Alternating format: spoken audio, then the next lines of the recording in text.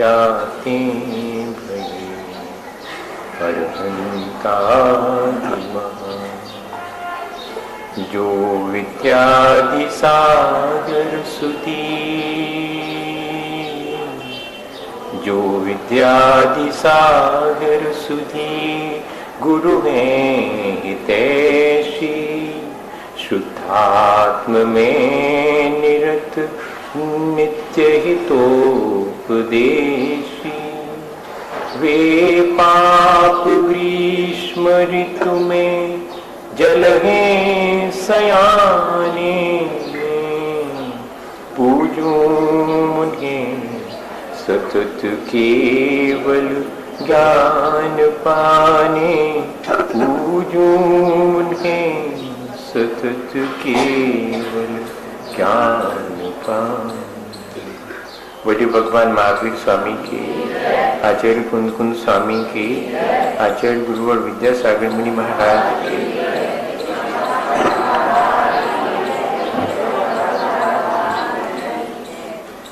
हम लोग अपने जीवन को अच्छा बनाने के लिए सच्ची श्रद्धा, आत्मज्ञान और सदाचरण का जीवन भर पालन करें तो हमारा जीवन जो हम जीते हैं अच्छे ढंग से जी सकते हैं। यदि हमें आगामी भाव में भी अपने जीवन को ऊंचा उठाकर परलोक में पहुंचकर सुख प्राप्त करना है, अपने कल्याण के लिए उपाय करना है, तो जरूरी है कि जैसे अपन ने जीवन भर सदाचरण, श्रद्धा और आत्मज्ञान पूर्वक अपना जीवन व्यतीत किया है, ऐसे ही जीवन के अंत में भी हम अपार श्रद्धा और आत्मज्ञान पूर्वक सदाचरण करते रहें और समता भाव रख करके अपनी छूटती हुई देह को छोड़ दें। हमारी देह के प्रति आसक्ति निरंतर कम होती जाए और प्रशम भाव कषायों का उपशमन हम करते जाएं तो हमारा मरण भी समता पूर्वक हो सकता है। शरीर तो एक नाव की तरह है। जैसे नाविक अपने यात्रियों को लेकर के नाव में इस पार से उस पार जाता है, वो आसानी से कब जा पाता है जब उसकी नाव में कोई छेद ना हो, ठीक ठीक वो उस पार पहुंच सकता है। ऐसे ही शरीर भी एक नाव है जिसमें बैठ करके आत्मा इस पार से उस पार यात्रा करती है। यदि शरीर में कोई बाधा उत्पन्न हो जाए, जैसे नाव में छेद हो जाए तो पानी भरने लगता है और नाव के डूबने का भय उत्पन्न हो जाता है, ऐसे ही शरीर में इस प्रकार की कोई बाधा हो जाए जो कि धर्म ध्यान में मुश्किल उत्पन्न कर दे, तो इसकी सावधानी निरंतर व्यक्ति रखता है और साथ ही नाव को ही सजाते रहें तो उस पार नहीं पहुंच पाएंगे, किनारे पर ही खड़े रह जाएंगे। ऐसे ही अगर शरीर नाव है तो उसे भी हम इतना आराम तलबी में न रखें कि हम अपनी यात्रा ठीक ढंग से ना कर सकें। दोनों ही चीजों के बीच में हमारा जीवन अत्यंत संतुलित होकर के हम जिए। भावना रखें निरंतर गुरु मूल्य यति निचिते चैत्य सिद्धांत भारती सदघोषे मम भवतु जन्म जन्मनि सन्न सन समन्वितम मरणम। मुझे मरण से भय नहीं है, बस अगर मरण के समय मेरी सांसें अपने गुरु के चरणों में व्यतीत हो, अगर गुरु का सानिध्य नहीं मिला तो मेरे प्राण निकलते समय मेरे आसपास मुनिजनों का समूह विद्यमान हो। अगर मुनिजनों का समूह भी विद्यमान नहीं हो, ना मिल पाए मेरे सौभाग्य में, वैसा ना हो, तो चैत सिद्धांत वार्दी सदघोषे, तो मेरे मरण के समय मुझे धर्म सुनाने के लिए लोग उत्सुक हो। धर्म सुनने की मेरी लालसा मरण के समय बनी रहे। बड़ा कठिन है। आचार्य महाराज तो कहते हैं कि शुद्ध केवली महाराज भी हो, जिन्हें की समस्त शुद्ध का ज्ञान है, अगर पुण्य का उदय होगा तो ही जीवन के अंत में ज्ञानवान को भी नमोकार की सुध आएगी, वरना तो पानी और रोटी दिखाई पड़ेगी। जब ज्ञानी व्यक्ति को नमोकार मंत्र सुनाते हैं तो वो कहता कि अरे ये तो बाद में सुनाना, पहले तो हमारे लिए पानी पिलाओ, और नमोकार मंत्र ये तो हम ही ने तुम्हें सुनाओ, तो हमने सिखाओ, तो हमें बता रहे थे।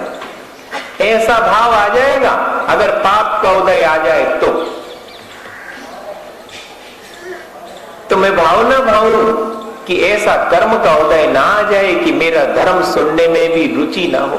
बहुत लोगों को मैंने देखा है आंखों से, जीवन भर 2-2 प्रतिमा, 5-5 प्रतिमा, 7-7 प्रतिमा का पालन किया, लेकिन आखिरी समय ऐसा कर्म का उदय आया कि रात्रि में मुझे भोजन दो, इस तरह तक का भाव उत्पन्न हो गया। कहां के व्रत, मैं नहीं हूं, कोई व्रत नहीं पालन करता हूं, ऐसा तीव्र कर्म का उदय आ गया। चारित्र मोहिनी का लिए हुए व्रतों के प्रति अनादर का भाव आ गया, उनको तोड़ने का विचार आ गया।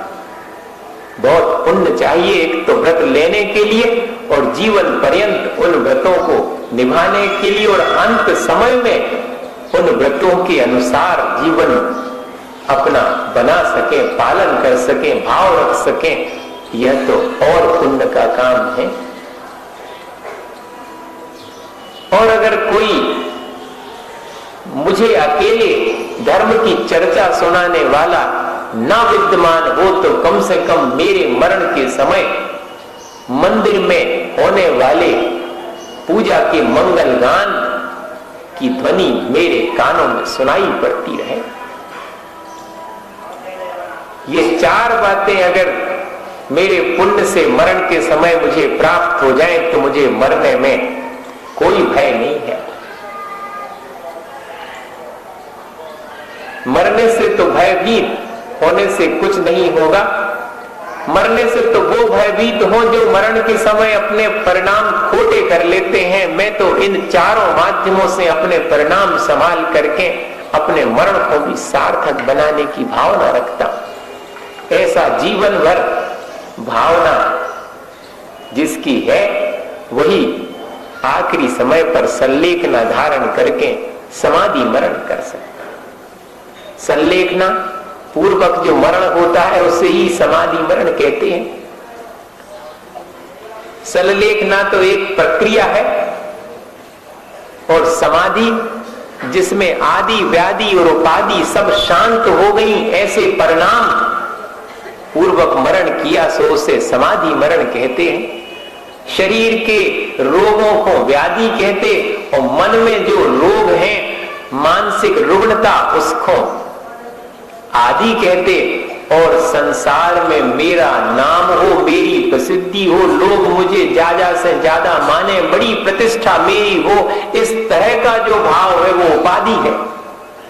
सो ऐसी आदि व्याधि उपाधि तीनों जिसके भीतर शांत हो गई हैं, कोई आकांक्षा नहीं है, वो व्यक्ति समाधि को धारण करके अंत समय में मरण को प्राप्त कर सकता है। उसका ही मरण सार्थक होगा। अपन इस तरह का विचार करके निरंतर भावना भाए कि जीवन के अंत में पढ़ते हैं अपन कि दिन रात स्वामी मेरी भावना है कि आखिरी समय में मेरे कोई व्याधि ना हो जाए जिससे कि धर्म में बाधा आ जाए, मेरे परिणामों में ऐसी विकृति ना आ जाए कि लिए हुए व्रत नियम संयम के प्रति मेरे मन में अनादर का भाव हो जाए, मुझे संसार की प्रतिष्ठा चाहिए, इस तरह का भाव भी मेरे भीतर उत्पन्न ना हो, मेरे अंदर अहंकार ना आ जाए। और ऐसी भावना भाते हुए सल्लेखना धारण करने वाला जीव क्या करता है? आचार्य भगवंत कहते कि धीरे धीरे अपनी कषाय मंद करता चला जाता है, प्रशम भाव धारण कर लेता और शरीर को प्यूरिफाई करने के लिए, शुद्ध करने के लिए क्रम से शरीर को दिए जाने वाले आहार को भी कम करता जाता, उसके प्रति आसक्ति भी घटाता जाता, क्योंकि शरीर को जो अपन वेतन देते हैं, आचार्य महाराज कहते कि काम करने वाले को वेतन मिलता है, सो शरीर जब तक धर्म ध्यान करे सो वेतन, नहीं तो काय को वेतन है? इस तन को भी मैं तभी तक वेतन दूंगा जब तक ये मेरे धर्म ध्यान में सहयोगी बनेगा, नहीं तो इसका वेतन कट। सो ऐसा विचार करके जीवन के अंत में वर्णी जी ने जैसे सल्लेखना ली थी, किसी को बताया नहीं, पता तक नहीं लगा। गणेश प्रसाद जी वर्णी का तीसरी में 7-8 दिन हो गए जो उनके भोजन में व्यक्ति रहता था रोज, उसको लगा कि धीरे धीरे वर्णी जी के भोजन में कमी आती जा रही, कोई रोग तो नहीं है वर्णी जी को, बताते तो है नहीं। तो उसने पूछा तो वर्णी जी ने कहा कि नहीं, कोई रोग इत्यादि नहीं है। निश्चिंत हो गया। फिर भी उसके मन में आओ कि थोड़ी और लोगों को भी जानकारी दे दी कि वर्णी जी ने भोजन कम कर दो। सो पंडित जी वगैरह सब आए, उन्होंने पूछा कि वर्णी जी क्या बात है? तो कुछ नहीं कहा वर्णी जी ने। ज्यादा पूछने लगे तो करवट बदल करके मुंह उस तरफ कर लिया। जब वहां जाकर के मुंह की तरफ बैठ करके पूछा तो करवट बदल के दूसरी तरफ मुंह कर लिया। बताया नहीं कि मैं बताऊंगा नहीं क्या कर रहा हूं। सो फिर उनको समय सारथी बड़ा प्रिय था, हमेशा उसका स्वाध्याय करते थे और अपने पास रखते थे। उनको कंठस्थ थी अमृतेंद्र स्वामी की टीका, जिसकी संस्कृत से हिंदी करना अपने लिए कठिन, अपन से तो नहीं बनती भैया, इतनी कठिन है।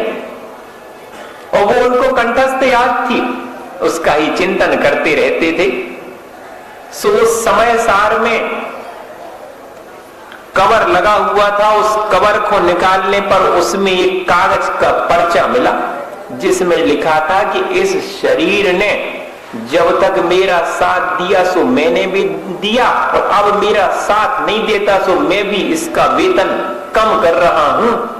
क्रम से मैं आहार को घटा करके सल्लेखना धारण करता हूं। आज 9वां दिन है, मैंने तो 1 कटोरी दाल और 1 चपाती ही ली है और सब चीजों का त्याग। ऐसा उस कागज पर लिखा हुआ रखा था। तब लोगों को मालूम पड़ा कि वर्णी जी ने सल्लेखना ले ली। धीरे धीरे आसक्ति भोजन के प्रति घटती चली जावे और सल्लेखना लेकर के उन्होंने अपना कल्याण किया। ऐसे ही अपने मन में विचार आवे, नहीं तो आखिरी समय पर जा चीज खाने बा चीज खाने, लड़का नहीं बना दे, बहू नहीं बना दे, उनसे शिकायत कर रहे, हम आए थे तो पता नहीं कैसी बहू आई है, हमें कछु अच्छे से बनाई के नहीं देता, हम जिंदगी निकल गई हमारी। अब बताओ, आखिरी समय इस तरह की आकुलताएं बहुत होंगी, लेकिन मैं अपना धर्म ध्यान करूं और भोजन के प्रति आसक्ति को कम करूं, यह विचार बड़ी साधना और अभ्यास का है। वरना आसक्ति और अधिक घेरती है। रिग्रेशन कहलाता साइकोलॉजी में कि जिन इच्छाओं को जीवन भर हम पूरा नहीं कर पाते, मरण के समय वे सब इच्छाएं पूरे करने का मन हो जाता है, लौट करके आता है। कहते कि बचपन, वैसी ही जिद, वैसी ही इच्छाएं जैसी बचपन में थी वृद्धों के अंदर भी उत्पन्न हो सकती हैं, हो जाती। सो हम इस बात की सावधानी रखें कि अब हम अपनी इच्छाओं को नियंत्रित रखेंगे तो ही हम इस संलेखना को ठीक ढंग से अपने जीवन में अंगीकार कर सकेंगे। तो क्रम क्रम से आहार त्याग करने की प्रक्रिया भी संलेखना के अंतर्गत रखी गई। 3 तरह से संलेखना ली जाती। आहार का त्याग तो सब में क्रम क्रम से किया जाता है, लेकिन प्रायोपगमन, इंगिनी मरण और भक्त प्रत्याख्यान, ऐसे 3 भेद संलेखना के कर दिए। उसकी प्रक्रिया अलग अलग है। प्रायोपगमन में तो जो मुनि महाराज संलेखना धारण करते प्रायोपगमन की विधि से, उनको उठा करके कोई कहीं भी पटक देवे तो वैसे ही पड़े रहेंगे जिस अवस्था में उनको गिराया गया है, या जिस अवस्था में वे स्वयं लेटे हुए हैं उसी करवट से जब तक प्राण अंत नहीं होगा तब तक उसी तरह से लेटे रहेंगे। न दूसरे की मदद से करवट बदलेंगे, न स्वयं करवट बदलने का भाव लाएंगे। इतनी कठोर। और इंगिनी मरण में तो दूसरे से वैयावृत्ति नहीं करवाएंगे, स्वयं अपना सिर दर्द हो रहा तो दबा लेंगे, स्वयं करवट बदलने का भाव है तो अपने आप ले ली, दूसरे का हाथ नहीं लगवाएंगे कि हमें करवट बदलवा दो।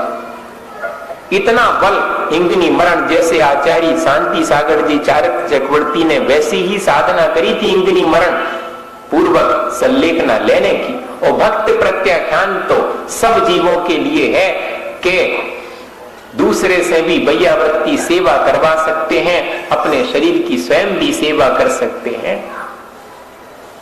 सो जिससे जैसी शक्ति है उस रूप में संलेखना को ग्रहण करके क्रम क्रम से अपनी आसक्ति कम करने के लिए भोजन का त्याग करता जाता है।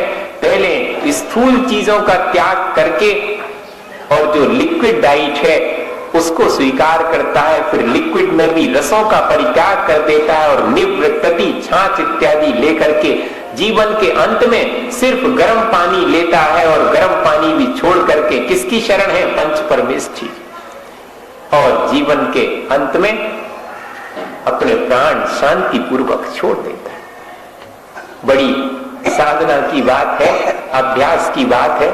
हमने तो बहुत लोगों की समाधि देखी आचार्य महाराज की कृपा से, उनके संग में जिन्होंने भी समाधि ग्रहण करने का भाव किया, सो वो सब की सेवा करने का और देखने का अवसर मिला। सबसे पहले ईसरी में 1983 में इसी मई महीने में सो एक दिन अत्यंत अस्वस्थता के कारण जब आहार लेने के लिए खड़े हुए तो पानी मुंह में नहीं जा पाया, नीचे गिरता जाता हर चीज। एक तो वृद्धावस्था और फिर संलेखना का समय, शरीर अशक्त हो गया, आत्मा अशक्त हो गई ऐसा नहीं है। आत्मा तो अनंत बल वाली है, शरीर अशक्त होता है। अगर शरीर के साथ हमारा आत्मा का भी संबंध जोड़ देंगे तो शरीर की अशक्तता में हमें अपनी आत्मा की भी अशक्तता मालूम पड़ने लगे। वो सजग थे, देखा हमने। सो धीरे धीरे उसने 3 गन्ने से कम करके एक दिन तो गन्ना ग्रहण ही करने से इनकार कर दिया। बड़ा आश्चर्य हुआ उस शिकारी को कि और क्या सेवा करूं इसकी, कल देखूंगा, शायद कुछ अस्वस्थता होगी इसलिए नहीं खाया होगा, कल लेके आऊंगा, कल खिलाऊंगा और गन्ने। सो चला गया वो। दूसरे दिन आया तो उस स्थान पर हाथी था ही नहीं। अब शिकारी के मन में आया कि कहां चला गया, स्वस्थ हो गया इसलिए भाग गया। लेकिन हाथी के पैर बने हुए थे, उनको देख करके उसे खोज लिया। आगे थोड़े 50-100 कदम पर एक पानी जहां भरा हुआ था गड्ढे में, उस गड्ढे में वह खड़ा हुआ था। उस गड्ढे में खड़े हाथी को देख करके उसने फिर गन्ना खिलाने का भाव किया, लेकिन उसने गन्ना खाने से इनकार कर दिया। घंटे भर वो प्रयास करता रहा, वहीं बैठा रहा, लेकिन धीरे धीरे अकेले पैर डूबे थे उस पानी में हाथी ने बैठना शुरू किया और पूरा जल के भीतर ही बैठ गया। तब समझ में आया कि जल में उसने समाधि ग्रहण कर ली है और समाधि पूर्वक मरण करके उसने अपनी देह का विसर्जन किया। ऐसी घटना भी पढ़ करके और आश्चर्य लगता है कि हम सब इस चीज के लिए चाहें तो प्रयास कर सकते हैं। हमारे जीवन की सार्थकता भी इसी में है कि भाई हम भी अपने जो व्रत नियम जीवन भर पालन किए उत्साह पूर्वक उनके प्रति आखिरी समय में भी उत्साह बना रहे और मैं धर्म की रक्षा के लिए और आखिरी समय तक